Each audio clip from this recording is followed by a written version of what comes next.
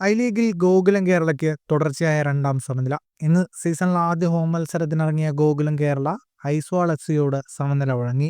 Kozhikode EMS corporation സ്റ്റേഡിയത്തിൽ നടന്ന മത്സരത്തിൽ ഇരു ടീമുകളും ഓരോ ഗോൾ വീതം നേടി. ആദ്യ പകുതിയിലായിരുന്നു ഇരു ഗോളുകളും പിറന്നത്. കളി തുടങ്ങി 13-ാം മിനിറ്റിൽ സന്ദർശകർ ലീഡെടുത്തു. ലാൽറിൻ ഫെലയാണ് ഐസ്വാളിനായി ഗോൾ നേടിയത്. എന്നാൽ ആദ്യ പകുതി അവസാനിക്കുന്നതിന് തൊട്ടുമുൻപ് ഗോകുലം ഈ ഗോളിന് മറുപടി നൽകി. നായകൻ സെർജിയോയുടെ അസിസ്റ്റിൽ മലയാളി താരം റിഷാദിന്റെ സ്ക്രീമർ വലയിലെത്തി.